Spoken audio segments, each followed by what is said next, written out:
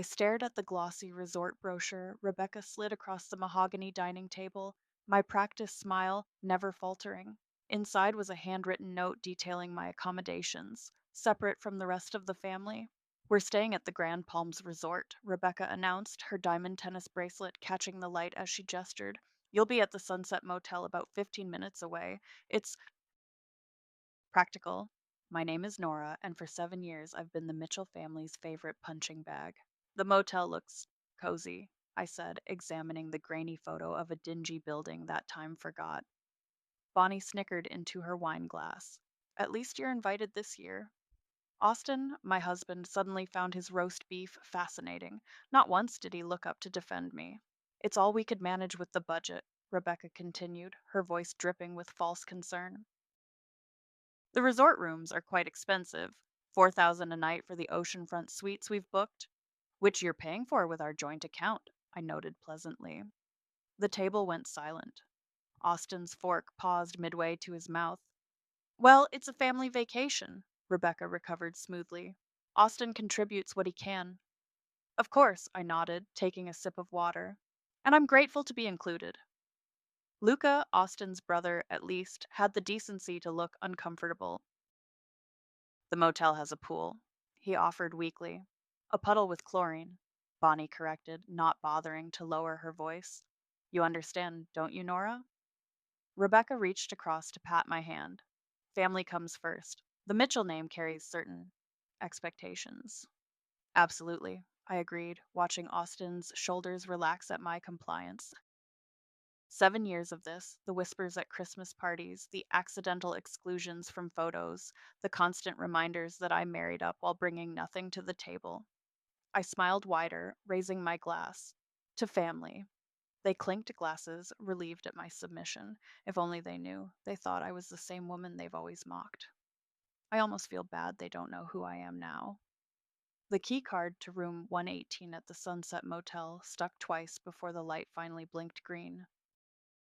I pushed open the door and was greeted by the unmistakable scent of mildew and discount air freshener. Home sweet home, I muttered, dropping my designer luggage onto the sagging queen bed. The springs protested loudly. My phone buzzed with Instagram notifications. Rebecca had already posted photos from their arrival at the Grand Palms. Paradise found. Blessed. Family vacation. Luxury. The image showed Austin, Bonnie, and Luca toasting with champagne flutes on a pristine balcony overlooking turquoise waters. I laughed, actually laughed, as I surveyed my accommodations. The bathroom door didn't fully close, the TV was bolted to the wall like I might steal it, and something suspicious stained the carpet near the mini fridge. My phone rang. Talon's name flashed on the screen. Please tell me you checked in, he said without greeting. To the Roach Motel? Yes, it's exactly as depressing as expected. And the Mitchells? Living it up at the five-star resort, on my dime. God, I still can't believe you're doing this. Talon's voice was equal parts admiration and concern. You could have just told Austin about your promotion months ago. 6 months earlier, Talon had been the first person I called after getting the offer. Senior Vice President of Global Marketing, he had whistled when I showed him the contract. Triple your current salary plus stock options. Holy shit, Nora. Don't tell anyone, I'd said. Not yet. Why not? This is your moment to finally shut up that awful family. Because revenge served cold tastes better than revenge served immediately. Back in my motel room, I opened my laptop and checked our joint account. The first resort charges were already posting, 4,190 for the welcome dinner. My phone pinged with a text from Rebecca. Hope the motel isn't too disgusting. Try to enjoy it. I smiled at my screen, watching the transactions roll in. You will, I whispered to myself. I sat cross legged on the lumpy motel bed, watching our joint account activity refresh on my laptop screen. Another charge appeared, $2,300 for a private cabana rental. Must be nice, I murmured, sipping coffee from a styrofoam cup. My phone buzzed with a FaceTime call from Talon. How's the revenge plot going? His grinning face filled my screen. I turned my laptop toward the camera. See for yourself. They've spent almost 15,000 in less than 24 hours. Jesus. And they have no idea you're the one who put that 90 grand in the account last week. Austin never checks the deposits, only the balance. I shrugged. He assumed it was his quarterly bonus, which is nowhere near that amount. Talon snorted. Exactly. And I withdrew my actual money yesterday, right before I froze the account, Talon finished, shaking his head. You're terrifying, you know that? I smiled. I prefer strategic. My phone pinged with an Instagram notification.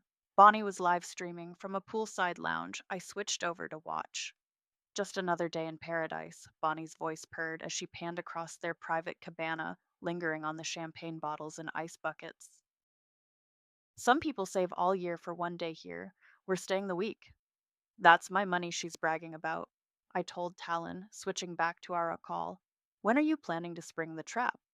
Tomorrow morning. I want them to rack up at least one more day of charges.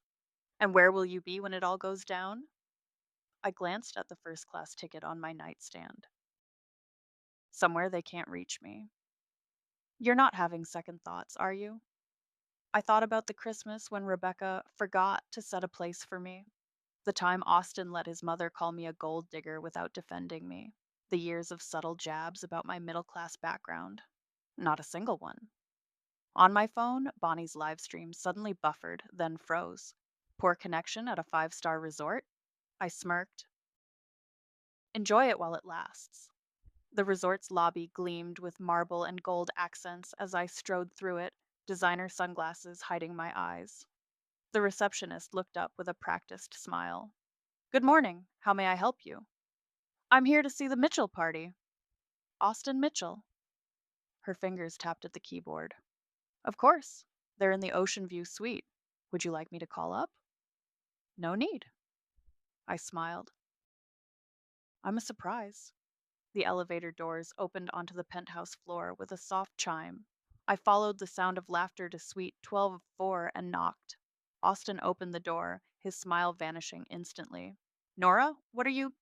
Surprise, I said, pushing past him into the suite.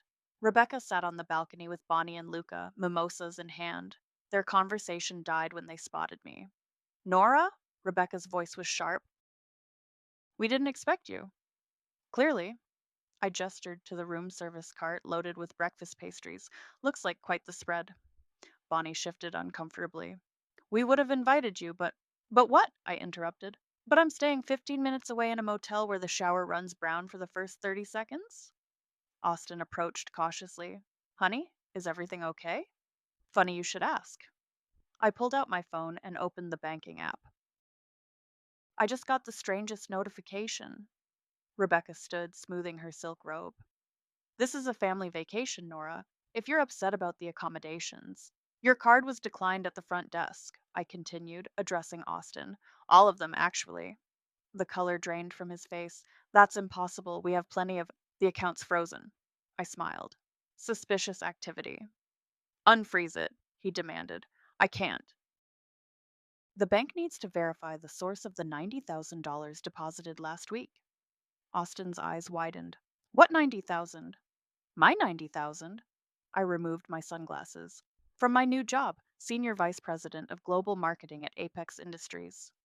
The silence was delicious. You got a promotion? Austin stammered. 6 months ago. I checked my watch. And my flight to Paris leaves in 3 hours. Paris? Austin's voice cracked. What are you talking about? I pulled the first class ticket from my purse and waved it. Business trip. My team is launching our European division. Rebecca stepped forward, her mimosa forgotten. You can't just leave us stranded here. Stranded? I laughed. That's dramatic. You're in a luxury resort. With no money, Bonnie interjected, her face flushing red. Austin grabbed my arm. Fix this, Nora. Now. I shook him off. Don't touch me. You planned this, he said, realization dawning in his eyes. You set us up. I gave you exactly what you wanted, a lavish vacation. I just didn't mention the bill would come due. Luca, who had remained silent, finally spoke. How much do we owe? I scrolled through my phone. Let's see. Almost $22,000 in 2 days. Impressive. We can't pay that, Rebecca shrieked. Not my problem. I shrugged. Maybe sell some of those designer bags you love to post about. Austin's face hardened. This isn't funny, Nora. We're family. Family? I scoffed. Is that what you call it when you let your mother call me a gold digger at Christmas dinner? When your sister accidentally excludes me from family photos?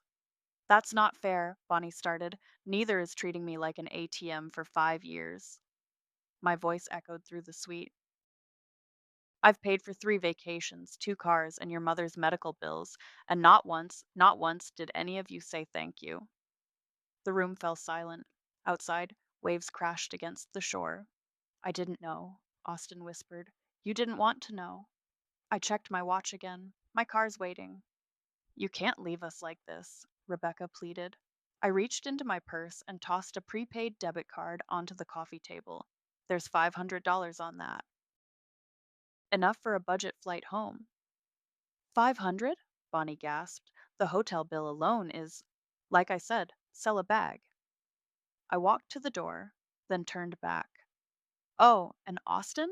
I want a divorce. I closed the door on their stunned faces, my heels clicking confidently down the hallway. The Paris office hummed with activity as I reviewed marketing projections with my team. 3 weeks had passed since the resort confrontation, and my phone still lit up with messages from Austin and his family. These numbers look promising, said Elise, my French counterpart. The launch is tracking ahead of schedule. My phone buzzed again. Austin, Elise raised an eyebrow. Your husband again? Soon to be ex husband, I corrected, silencing the device. A knock at the door interrupted us. Talon poked his head in. Sorry to interrupt, but there's someone in reception insisting on seeing you. My stomach tightened. Who? A man named Austin.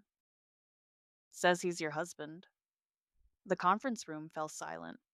I stood, smoothing my skirt. I'll handle this. Austin stood in the reception area, looking disheveled in wrinkled clothes, his eyes shadowed from lack of sleep. How did you find me? I asked. Your assistant isn't as loyal as you think. He stepped toward me. We need to talk. We have nothing to discuss. $22,000 of debt says otherwise. I crossed my arms. Did you sell Rebecca's Birkin bag yet? This isn't a joke, Nora. His voice rose, drawing stares from nearby employees. The resort threatened legal action. My credit score is ruined. Lower your voice, I hissed, pulling him toward an empty meeting room. Once inside, he collapsed into a chair. Why are you doing this to me? To you? I laughed bitterly. Do you have any idea what it was like being married to you? Being treated like an outsider by your family for 5 years? I know I messed up. You didn't mess up, Austin. You chose them over me every single time. He rubbed his face. I had to fly standby for 2 days to get here. I'm staying in a hostel. Welcome to how normal people travel. I sold my watch, he said quietly, and my car. Something flickered in my chest. Not quite sympathy, but recognition. What do you want from me? Help with the debt. And he hesitated. A second chance. I stared at him, searching for the man I'd once loved. The debt I might consider. The second chance? I shook my head. That's not on the table. Nora, please. My phone buzzed with a calendar alert. I have a meeting. You should go. 2 days later, I found Austin waiting outside my apartment building, a small duffel bag at his feet. You can't keep showing up like this, I said, keys in hand. I have nowhere else to go. Rain dripped from his hair. The hostel kicked me out? That sounds like a you problem. Just one night, Nora. Please. I sighed and unlocked the door. The couch. One night. My Paris apartment was small but elegant, exposed brick walls and tall windows overlooking the Seine. Austin stood awkwardly in the center, taking it all in. Nice place, he said. The company pays for this? I pay for it. I tossed him a towel. Dry off. While he showered, I ordered delivery and opened a bottle of wine. When he emerged in borrowed sweatpants, I was halfway through my first glass. You look different, he said, accepting the food I offered. How so? Confident. Like you don't need anyone. I swirled my wine. I never needed anyone. I just thought I wanted you. He flinched. Your divorce papers arrived yesterday. Good. Sign them. Just like that. 5 years erased. I set down my glass. What did you expect, Austin? That I'd forgive you because you flew to Paris and looked pathetic? I expected you to at least hear me out. He leaned forward. I've been thinking about what you said, about choosing my family over you. And? You were right. His voice cracked. I let them treat you like garbage because it was easier than standing up to them. My phone rang. Elise's name on the screen. I need to take this, I said, stepping onto the balcony. The call was brief, a crisis with our Berlin presentation. When I returned, Austin was staring at a photo on my bookshelf, us on our honeymoon, laughing on a beach. Remember this? He asked. A lifetime ago.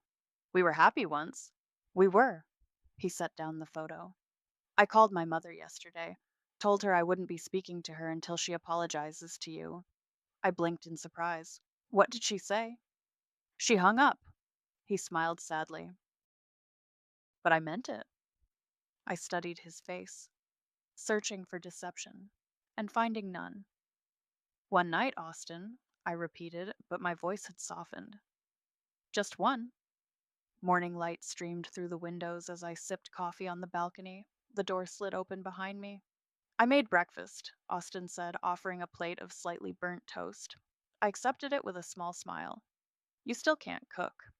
Some things never change. He leaned against the railing.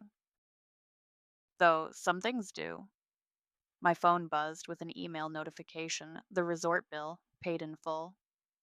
You paid it? I looked up at him. Sold my Rolex and borrowed from a friend. He shrugged.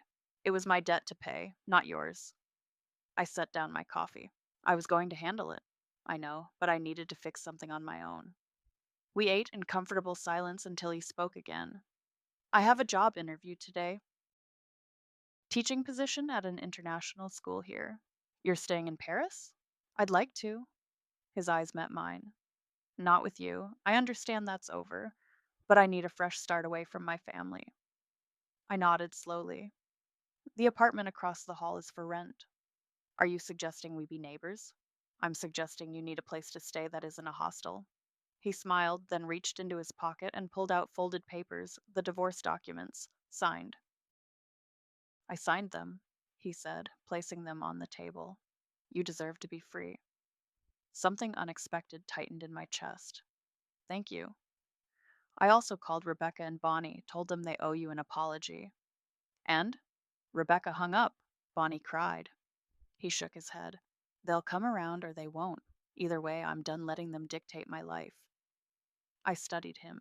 The man I'd married was finally emerging from the shadow of his family. Your interview, I said. What will you teach? Literature. The same thing I gave up when my mother insisted business was more respectable. I reached for the divorce papers, running my finger along his signature. I have a meeting with the lawyer tomorrow, I said. I'll give him these. And then it's official. And then it's official. I nodded. But maybe before I file them, yes? Maybe we could have dinner, not as husband and wife, just as people starting over. He smiled, genuine and warm. I'd like that. No promises, I warned. No expectations, he agreed. Just dinner. I extended my hand. Deal. He took it, and for the first time in years, it felt like an equal partnership. Deal, he said. The Paris morning stretched before us, bright with possibility, not of reconciliation, but of something perhaps more valuable respect.